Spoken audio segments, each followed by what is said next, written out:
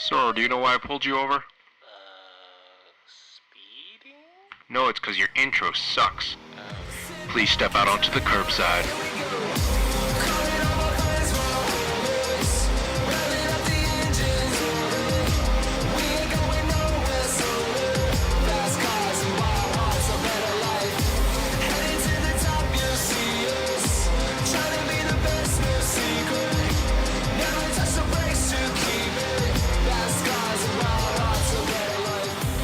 Hey everyone, welcome to the Curbside Podcast, the podcast where we talk about cars and everything to do with cars. My name is Jeff, I drive a 2004 Honda S2000, and I am your Southern Californian Taiwanese American.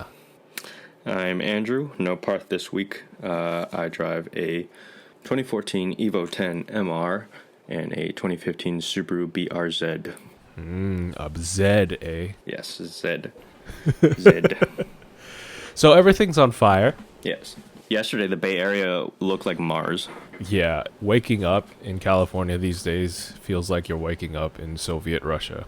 Or how I imagine what it was like waking up in Soviet Russia. Yeah, I don't know. I felt like I was in like a movie yesterday. It just didn't feel real all day. I went to a job site. I was just like, I don't know. There's like no time reference. It was just like a day. Like the entire day was just orange. Everything smells like a campfire. There's ash in my room everywhere. Yeah, my car's gray. It's crazy out here on the West Coast, and it's just another part of 2020, I guess. Mm-hmm. But yeah, so this week we had a question from your girlfriend, Andrew. So yeah, my girlfriend Mari, shouts out. Like, obviously, she wasn't into cars when we met, and obviously cars are a huge part of my life.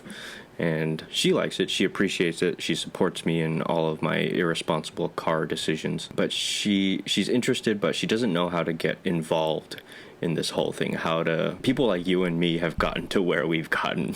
Yes, how do you go from cars seem interesting to let's start a podcast all about cars? Yeah, so I guess we'll try to help her out here and how to kind of engage yourself in this world of weird car people and cars in general. Yeah, that's a good question. I like that question because I'm sure a lot of car people would like more people to be car people, so Yeah. they have friends to talk to and they're not always the weird one in the friend group. So welcome to the Curbside Podcast's How to Be a Car Person starter pack. Yeah. So what are your ideas on how to get into cars? Well, I'm just thinking about how we got into it, right? Like, obviously, we started out, like, we weren't so involved in the car community. We didn't, like, you were my car friend. That's it. Literally, like, you were my car friend for a while. And I would say maybe in college, it kind of blossomed for me. I met people through cars. And I think in college, for me, I lucked out because I met these people and they happened to like cars. It wasn't even interesting cars that, like, my friends in college drove. One guy had, like... It was like an 04 Camry SE, and we whipped the shit out of that thing. I think as a car person, you try to make any car you have interesting. Yeah. Like, remember we used to film videos with your old 7 Series that was falling apart? Yeah, and like people loved that. Like my friends loved that thing too for like the brief moment it existed in slow. And then my other friend Tyler, he had a 96 Passat TDI, ripped the shit out of that thing. I think it's just we all happen to love cars somehow, and like we would go on drives with whatever we had. I think the easiest way for anyone to get into cars, my suggestion, go watch Top Gear. Yeah. Why? Because, okay, to get into cars, to get into anything, you have to have a genuine interest in it. And a genuine interest is not developed through someone telling you facts and figures about stuff. That's how you bore people to death. But the reason why I say go watch Top Gear, because it's just a good TV show. And while you're watching the TV show and being entertained, you just happen to learn about cars. And you learn about it more and more and more until you're genuinely interested in cars. And I think that's like the magic of Top Gear, was that they tricked you into being interested about cars. Like legit, okay. I used to go over to a friend's house. Wow, that's a foreign concept these days. And we would we would hang out as a couple of us. Me being the only car person. Oh, and Joe from last episode being kind of a car person. There were 3 other people: Joe's wife and 2 of my friends who just zero interest in cars. I would put on the TV Grand Tour episodes, and everyone would end up watching it because it was just so funny. Yeah. And the stuff they would be doing was so interesting. It's just, yeah, it's dumb shit. It's like kind of like, it's like Jackass controlled with a massive budget. Yeah, exactly. That's basically what it is. And with middle-aged men. Yeah, which is even better. It's fucking dads. And I think like Top Gear also, you learn about like the fun you can have with other people with cars, like your friends. Joe's favorite sayings was like, the worst best friends out there. That means they're the best fucking friends ever. Yeah, exactly. Like you pick that up with those 3 people. It's just like these 3 people are having the most. They don't always drive the most insane cars. A lot of the times they're driving total shit boxes, but they're having so much fun with it. And like just being in cars with your friends and like making the most of what you have. Like you may drive a total junker and like it may not be quote unquote cool or like a sports car or whatever, but like it's still a car. You can still learn on it. You know, I feel there's 2 types of car people, right? There's the car people who are car people for like the clout, you know? Mm-hmm. I gotta be cool with my sick car. I lower it because it looks cool. I take it to some guy to lower it because, you know, I can't be bothered to lower it myself. And then as I'm driving it, I crash into everything, scrape into everything because, man, I can't be bothered to care about my car actually. I just want to show it off and whatnot. That only goes so far. Yeah. People, like real car people will kind of see right through that. That's what you get, you know, people talking about their V6 4-cylinder super turbocharged engines. You'll see this in Top Gear. Again, you find the character of the car. Let's be honest, it's not about the car itself. It's the emotions you feel. Right. That's true, actually. Like, it really doesn't... Okay, I was just thinking about this, like, for my Evo. It's not really about, like, the potential it has to build, like, 1 billion horsepower. At the end of the day, it's, like, it has that potential, and then, like, if I can build that, like, the way that fucking 800 horsepower Evo will make me feel driving that thing. I think that's what it comes down to. It's, like, how your car makes you feel and, like, your attachment to it and the memories you make along the way. Yeah, because if you think about it, let's think about this. You didn't buy it because, you know, it was the wise decision to buy it. Yeah. Before buying this, I never drove or sat in one. I didn't know what the fuck it felt like, but like I just remember seeing it for the first time and remembering how that made me feel like, oh my god, that's so cool, or whatever. Like I didn't know what owning an Evo or even being in an Evo would be like, but fucking bought it. Yeah, right? It's the feeling of this was your dream car. I don't think you could get into cars through pure cars. That's true, unless you're like your dad or something was like into cars already and you grew up around it. Yeah, again, but that's not like I was interested in the car. It's because like me and my dad used to do this, and then it developed from that. I know David Patterson, that dude in blue, his story was like he, you know, was having a really difficult time, and he ended up going to a car meet and meeting people there who were really cool, really nice. So I don't think the motivation to become a car person comes from the cars. It's something. It's something else that drags you into it. Yeah. This is a really interesting topic. I've never really thought about how we got here and like why we actually like really like cars. I've never really thought about that. Like this is kind of eye-opening even to myself. So hopefully the listeners find it kind of interesting. Yeah, because I think even just now we took a turn into like being weird car people just now. someone that's just started, like they're like, oh, cars are kind of cool, like whatever. The last 5 minutes have made no sense to them. Yeah, I was like, what are they talking about? Yeah. Okay, guys, watch Top Gear is what I'm saying. Yeah, watch Top Gear with your friends. If this hasn't been a good enough advertisement for you to go watch Top Gear and the Grand Tour, We are doing this for free, non-sponsored. Yeah, and I think we touched on this. We touched on this in our interview with Doug, but I think Top Gear created an entire generation of car enthusiasts. Oh yeah, definitely. There's Like I don't think there's there's a single car enthusiast out there that's under like 35 maybe Yeah. that isn't into cars because of Top Gear. Like, Doug was right. If Top Gear hadn't existed, there probably wouldn't be as many car enthusiasts as there are now. Yeah. I'll tell you one thing. I wouldn't be that much of a car enthusiast. Like, I would have Yeah. lost interest ages ago. Yeah. I think that's a really good segue to get into it. And then if you're genuinely interested in, like, the modified scene or, like, you want to learn to work on your cars, that's when you can kind of get with your friend and either go to shows together and then meet people that way. Man, this ended up being... This is not a how to become a car person episode. This is watch Top Gear episode. Watch Top Gear and why are car people so weird? Explained. Shall we go to our break? Yes.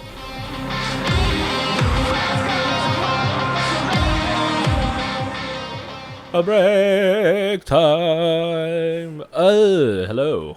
You can check us out at the curbsidepodcast.com. There you'll find links to all our things. We also have a YouTube channel. Go subscribe to that. Thank you for the, I think, 183 subscribers we have right now. Yeah. Thanks, y'all, for... Plus 10 from last week already. Yeah, thanks, y'all, for That's subscribing. crazy. You know, we hope that we can make more videos, but right now we're busy.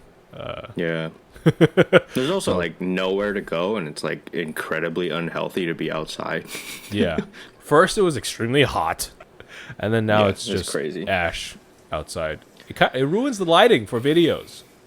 Yeah. Everything unless you all wanna look orange. like, unless you want your video to look like The Martian or something.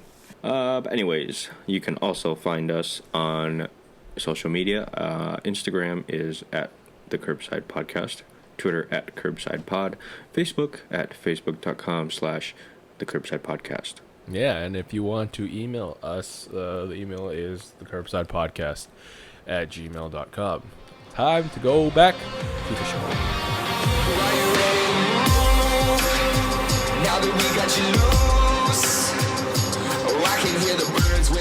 All right, it is time for the Ramen, news. baby. I have a bowl of ramen in front of me, so I'm sorry. I'm fucking hungry. Lucid Air, do you remember them? Yeah. So they came out with their production vehicle, and you know, I had some doubts because I always think like, you know, these new startups and whatnot, when they have these grand ideas and they don't have a production version of it, Yeah. they're always like, is it actually really going to happen? But they actually presented their production vehicle this week through a live stream, I think. I'm impressed, actually. Not just by the car, but by kind of like the engineering and thought behind the entire company itself. So here's some headlining news on the Lucid Air itself. It's an electric car, and I think Lucid says it's built around the idea of space. It's like efficiency in space in terms of the cabin, in terms of the drivetrain, in terms of storage space. The big selling point of this car was that they were able to maximize the efficiency of the drivetrain. Basically, get the most power and range out of as small a package as possible. They managed to squeeze an independently verified EPA range of 500 miles. And it's not like they just shoved a massive battery into it. It's a smaller capacity battery. And I thought to myself, well, okay, they invented a new battery. It's probably going to catch on fire and blow up because, you know, it's a startup. The thing is, though, they have actually tested these batteries. How? They've been one of the main suppliers of batteries to Formula E. Lucid? Yeah, all this time. Whoa. And like the amazing feature of that is that they were able to achieve one full race distance on a single charge. Damn. And they've had 0% failure rate. Yeah, I've never heard of a fire in Formula E. That's amazing. Yeah, and they've taken this technology and put it into the Lucid Air. And this company is thinking 10 years into the future as well. The entire like battery drivetrain and whatnot is built up like Lego blocks.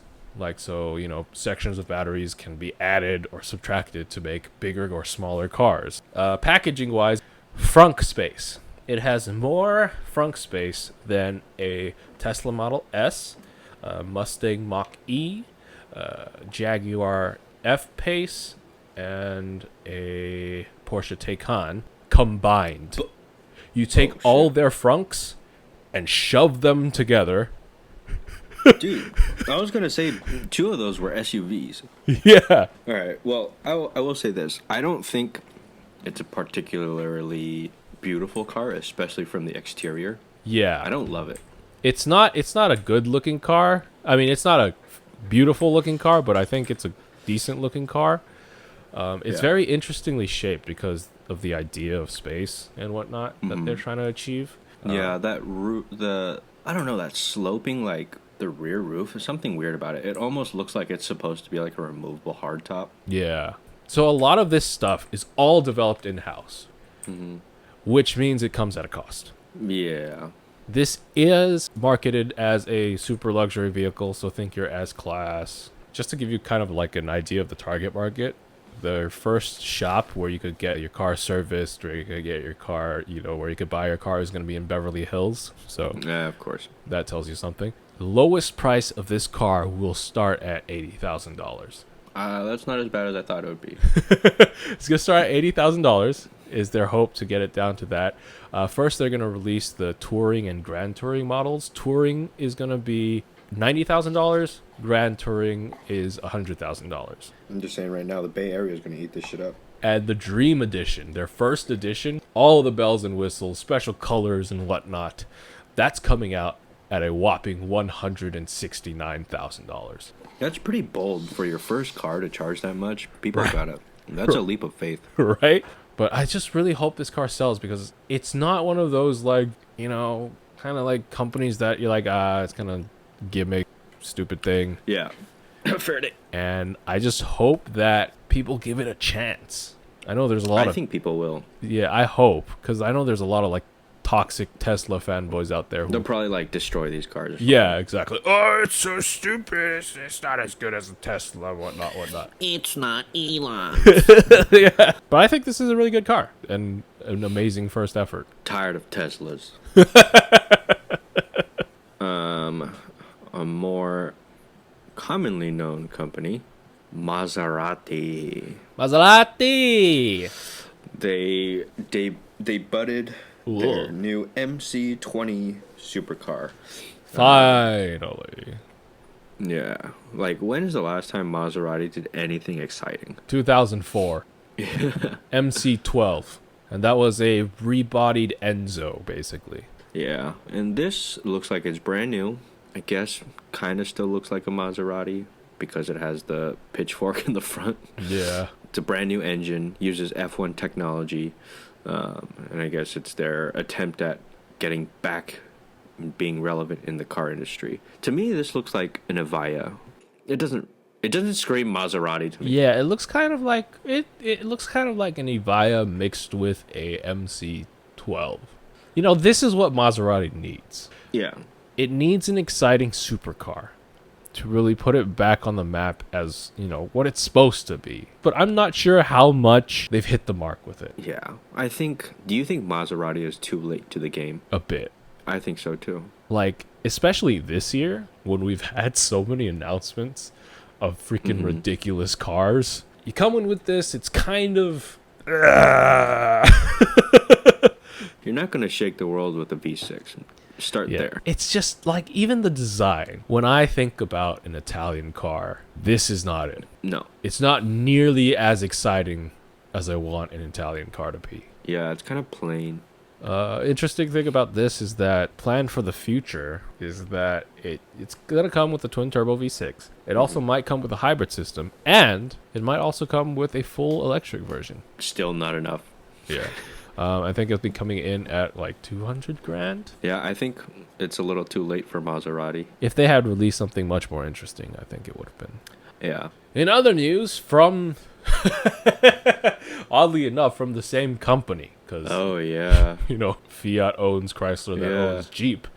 that also owns Maserati. The Grand Wagoneer Concept has come out. Oh, it's just a concept? It's a concept that Looks production like, ready. Yeah, pretty much production ready. It's like concept in quote. But the Jeep Grand Wagoneer Concept came out. I was very excited for it because of everything, all the retros that have been coming out from America.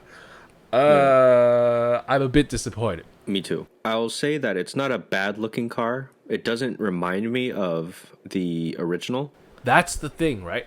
Okay, Wagoneer is coming back to Jeep as a luxury arm. Like, think Land Rover, Range Rover type deal. So there's going to be two cars, the Wagoneer and the Grand Wagoneer. They're saying the Wagoneer is probably going to start around 60 grand, and then all the way up to the Grand Wagoneer that's going to top out at like over 100 grand. No. It looks like it could, it looks like it could play in that market based on, the design, the materials it's using. The back end, the front end remind me of something that can compete with a Land Rover Discovery. I think the part they really messed up on was the side. Yes. It's too flat and slab-sided, too. It looks like your Chevy Tahoe. It looks like your Lincoln Navigator, right? Yeah. And maybe that's what they're going for. But that C-pillar being color-matched really bothers me for some reason. But the thing I think they really messed up on is that it doesn't have the same shape, that iconic shape of the original like tail heavy. Yeah, it looks too generic SUV, which I mean, I don't think it's not gonna sell because of that. It's just really disappointing to see that it's, it doesn't look like that, because that's what I was excited for. Yeah, like we've been gassing up like American companies and how well they've been doing with all these retros, but I think they missed the mark here. I think if this wasn't labeled as the Wagoneer, it would have maybe done better. Yeah, like I would have been more impressed by it. Like, I was really afraid the Grand Wagoneer would come out as basically a really souped up Jeep Grand Cherokee. It's kind of what it feels like right now. Yes, I agree. And yeah, that's going to be our show for this week. Thanks, guys, as always, for listening. And, as always, you can check us out at thecurbsidepodcast.com. Please go rate us on whatever podcasting app you would like to listen to us on. If you can, like Apple Podcasts, you could leave us a rating. We're on Spotify, we're on Google Podcasts, Stitcher, TuneIn. And share it with your friends if you like the show and think they would be interested. It would be really awesome. Yeah, subscribe to us. Look us up on YouTube. Just look up the Curbside Podcast. Subscribe to our channel. Like our videos if you like them. Dislike them if you think they're stupid, which some of them are. Yes. But any feedback is greatly appreciated. You can also find us, again, on social media. On Instagram at the Curbside Podcast. Twitter at Curbside Pod. Facebook at facebook.com/the Curbside Podcast. Hit us up if you have any topics that you're interested in, or give us feedback.